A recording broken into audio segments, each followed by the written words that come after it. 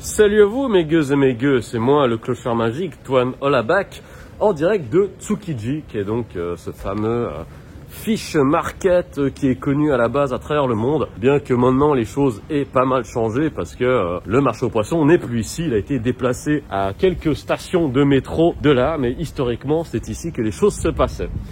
Alors, bon bah voilà, je me fais une petite balade dans le quartier, parce que déjà, pour vous parler un petit peu d'ici vite fait, mais également pour vous donner d'autres informations quant à ce qui est en train de se passer avec les vidéos à venir et la chaîne. Alors déjà, petite mise en garde, parce qu'étant donné que maintenant le tourisme a repris au Japon, d'ailleurs là en me baladant j'ai vu énormément de touristes, et ce qu'il faut savoir c'est que Tsukiji, à bien des égards, ça peut ressembler à une vaste arnaque. C'est parce qu'il y a beaucoup de personnes qui savent que, étant donné que ça profite de cette espèce d'aura et de réputation, ils ouvrent des commerces qui en fait n'ont absolument rien à voir avec le quartier. C'est-à-dire qu'il y a des endroits qui vont vendre de la viande de bœuf soi-disant Wagyu A5, et j'en doute très sincèrement, et c'est tout simplement des attrape-nigo, des attrape-touristes. Aussi, attention, je le dis, mais j'ai pas du tout envie de jeter l'opprobre sur une communauté ou des personnes de quelconque nationalité, mais il y a pas mal d'investisseurs chinois qui ont racheté donc certains commerces ici afin de vendre des produits qui ne sont vraiment pas du tout raccord avec ce qui se vend normalement à Tsukiji. Mais évidemment, on arrive ici, on a son sac à dos, on est là en tant que touriste et voyageur, on débarque,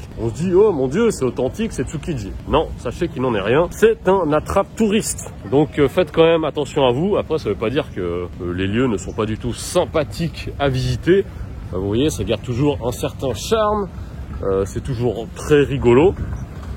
Et voilà, moi en tout cas c'est un endroit, j'y suis pas retourné depuis 2011, c'est dire. Mais comme vous le voyez, là c'est rempli de méga fous. Donc voilà, regardez un petit peu tout le monde qu'il y a ici, c'est un petit peu abusé. Et voilà, bon bah, on va passer par les différentes galeries. Bon, on va justement voir les gens qui profitent de différents mets qui sont cuisinés et tout.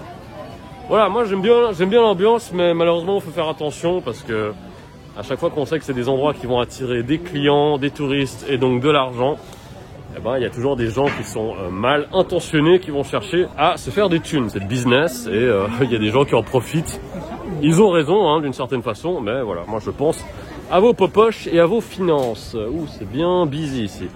Alors, la vidéo que je vous fais aujourd'hui en ce dimanche, c'est une vidéo, j'ai pas envie de dire encore que c'est particulier, mais sachez que j'ai sorti une vidéo qui est disponible sur ma chaîne YouTube, mais qui n'est pas visible. Elle est uniquement visible pour mes tipeurs. C'était pas du tout à la base une espèce de technique, de tactique, de communication pour obliger les gens à tiper. Mais il y a tout simplement 2 jours de cela, j'ai décidé que la vidéo qui devait sortir en ce dimanche n'allait pas sortir. Parce que je parle d'une situation à laquelle je fais face. Hein, donc là, pour rappel, je parle très souvent de cette fameuse vidéo en compagnie de mon ami Sarah Lane lors du concert de Monster Hunter organisé par Capcom. Et la sortie est assez retardée. Et les raisons pour lesquelles est-ce que c'est retardé, j'en parle dans la vidéo qui devait sortir aujourd'hui.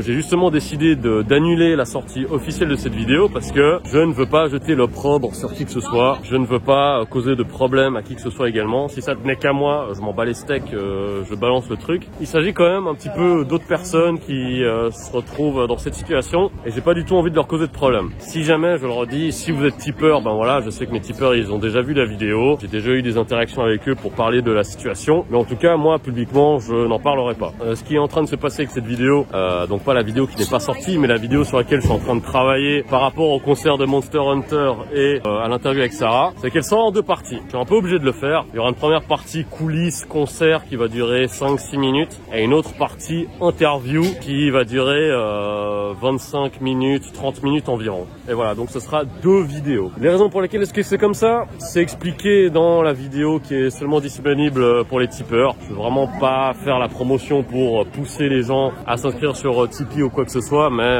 voilà, au moins que vous sachiez que cette vidéo existe, qu'elle devait sortir aujourd'hui, mais qu'elle ne sera pas disponible publiquement afin de ne pas mettre des gens dans la mouise, dira-t-on. Même si je trouve que cette vidéo, au final, elle est quand même assez soft et elle présente une réalité qu'on peut retrouver ici ici au Japon, surtout lorsqu'on travaille avec des grandes marques et des grandes compagnies. Je tenais également à revenir sur d'autres sujets qui sont en train de se passer. Là, j'ai un petit problème avec mon employeur en ce moment. Alors, comme vous le savez, pour certains déjà, je travaille également à mi-temps en tant que professeur d'anglais dans une Eikaiwa. J'ai un petit peu de chance quand même parce qu'à la base, le travail de prof d'anglais, surtout que je travaille pour un groupe très célèbre dans le domaine, dont je tairai le nom, eh ben normalement c'est seulement des postes qui sont réservés aux gens qui sont des native speakers, voilà, dont la langue maternelle est l'anglais, ce qui n'est pas mon cas. Je dis pas que mon anglais est parfait, loin de là même, mais en tout cas il est considéré comme étant suffisamment bon pour que je me fasse également passer pour un native speaker. Et ça j'apprécie beaucoup parce que normalement les Eikaiwa, les écoles d'anglais, elles veulent embaucher que des blancs. Voilà, même si toi t'es italien,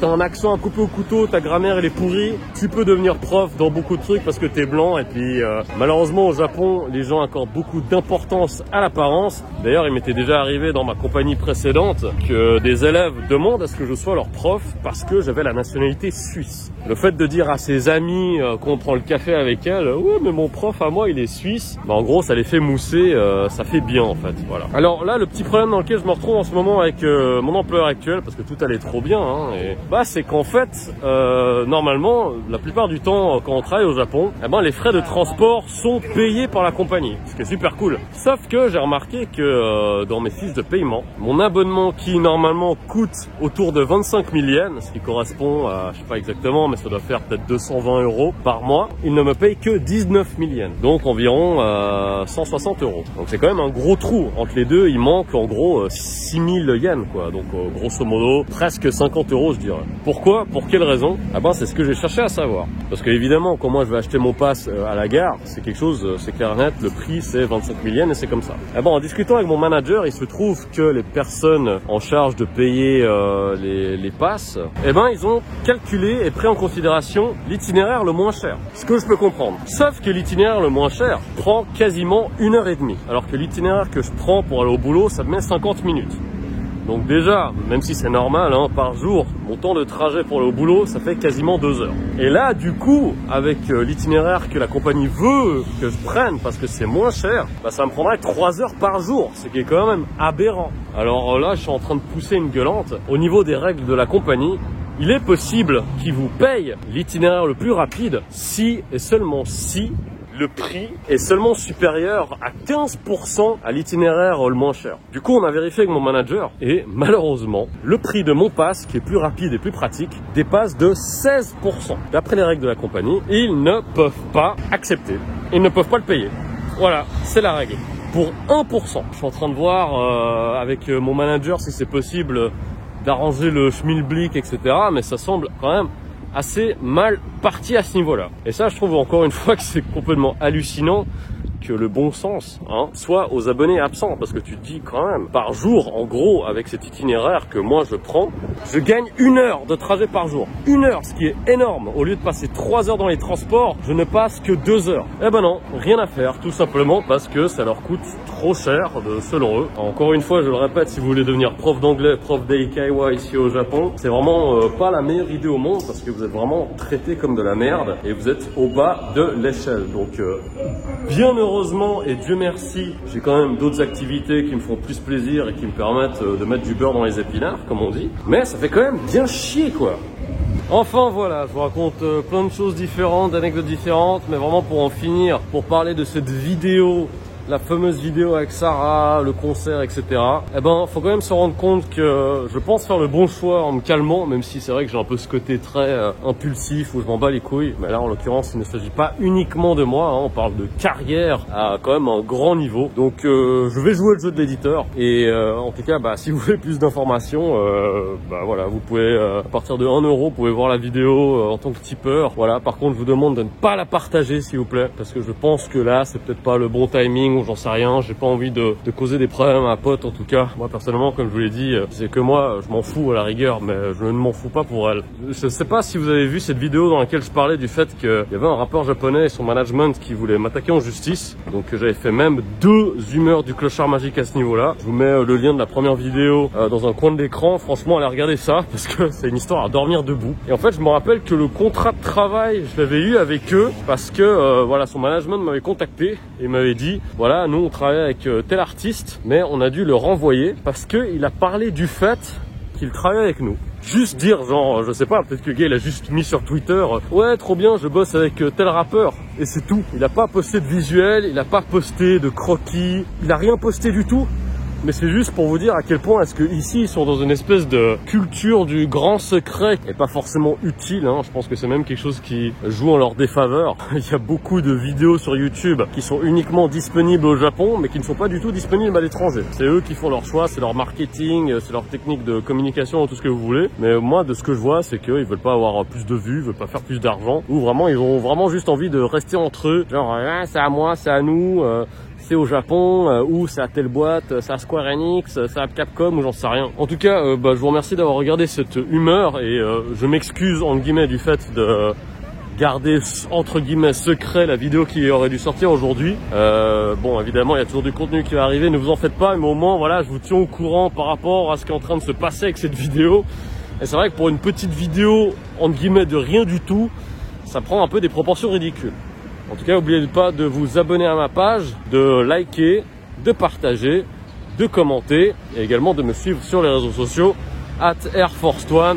Allez, je vous fais des bisous, un bon dimanche à vous. Poutou poutou.